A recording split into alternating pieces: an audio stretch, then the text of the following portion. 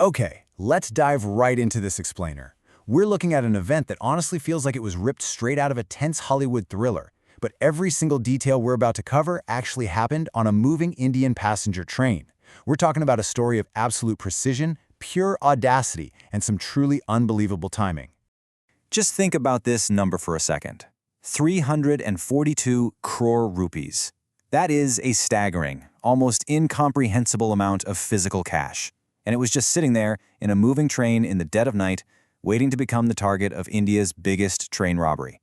I mean, it's hard to even picture what that much physical currency looks like, but that was the ultimate prize. Section 1. The Impossible Train Heist.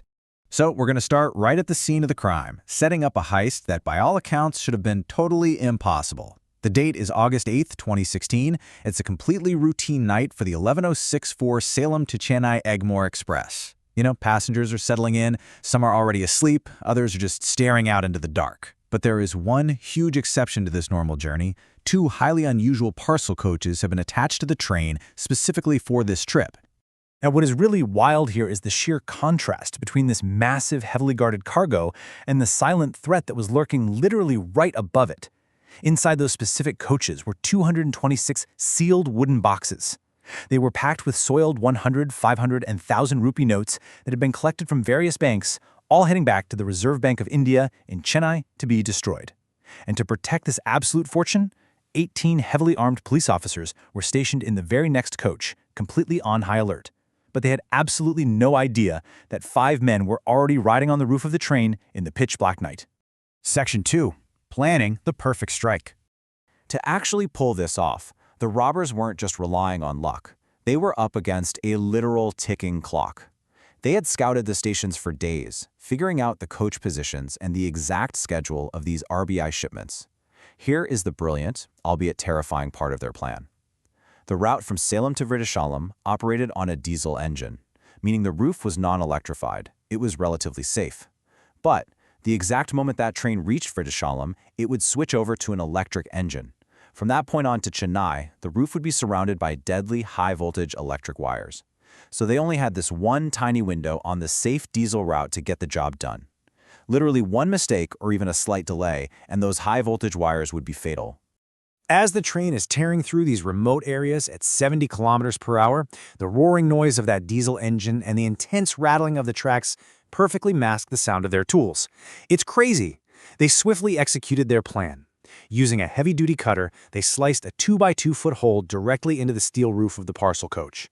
Then they drop a rope, slip inside without making a single sound, and just start prying open those sealed wooden boxes.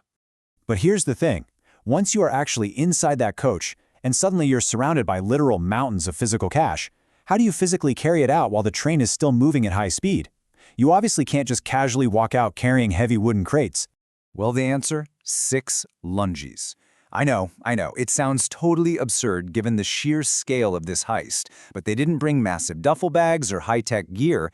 They literally stuffed 6 everyday lunges to the absolute bursting point with cash. They tied them up securely because remember, they had to act incredibly fast before the train hit that deadly electrified stretch of the route. Section 3. The Great Lungi Escape. Okay, so with the lunges fully loaded up with currency, they still had to somehow pull off a gravity-defying escape, all without alerting the 18 armed guards sitting just a few feet away. Well, their exit strategy was just as flawless as their entry. They knew the track perfectly. They waited for the Vellore overbridge. Right at this specific section, the track curves sharply, which forces the speeding train to significantly slow down. A getaway van with their accomplices was already waiting down below in the dark. As the train slowed, they just tossed those heavy, cash-filled lunges down into the van and then, one by one, jumped off into the night. All of this went down in absolute silence. The guards didn't hear a thing. Fast forward to the very next morning. The train rolls into Chennai Egmore Station. The routine security checks happen, and everything looks totally fine from the outside. But a few hours later, when the RBI officers finally break the seal to collect the cash, they step into a nightmare. They are greeted by a gaping hole in the roof, smashed wooden boxes, and a floor just covered in scattered notes. After a frantic, panic count, they realize exactly 5.78 crore rupees is missing. Section 4. Dead ends to NASA. Now, initially, the government railway police and the Tamil Nadu police thought they had some really solid leads. I mean, They found a drop of blood, most likely from one of the robbers cutting a finger on the jagged metal roof, and they lifted clear, usable fingerprints right from the scene. They interrogated over 2,000 people, they scoured through 350 kilometers of CCTV footage, but for 2 agonizing years, absolutely nothing matched. It was genuinely baffling. There were 0 connections to any active criminals in Tamil Nadu. The case completely flatlined. But then, the breakthrough finally happened when the CBCID took a totally different approach and brought in IT experts. They decided to dump all the mobile network data from the night of August 8th and started hunting for anomalies. And they found them. They isolated a few mobile signals that were moving at exactly 70 kilometers per hour, which perfectly matched the speed and the location of the train.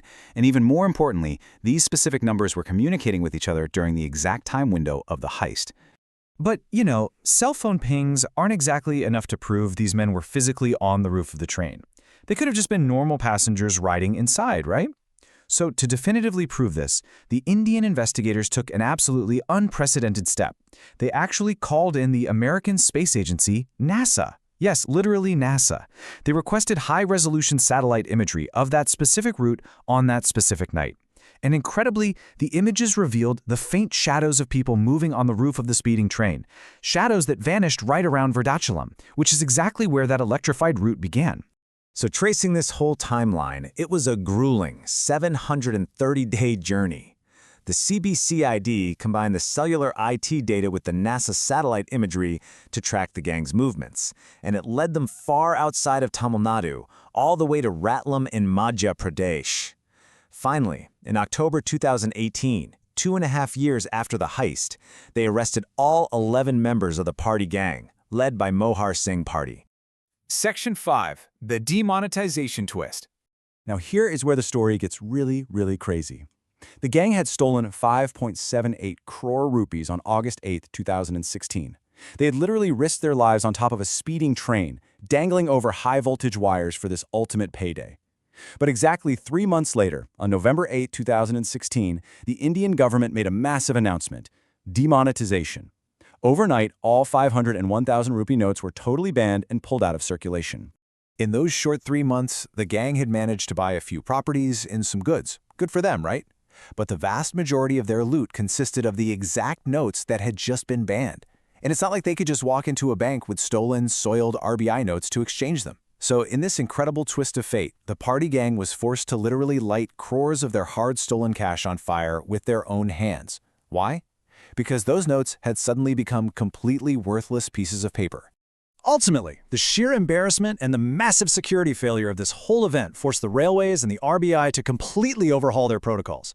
Today, money coaches have heavily armed police stationed directly inside them, not just in the next car over. They've got high-tech CCTV cameras, live GPS tracking, and active route risk mapping all implemented now. They made absolutely sure that a heist like this could never, ever happen again. It really leaves you wondering, doesn't it? The party gang basically beat an unbeatable system. But what happens when the entire country's economy just changes overnight? I mean, you can outsmart the guards, you can outsmart the police, but you just can't outsmart time. Thanks so much for joining me for this explainer, and I will catch you on the next one.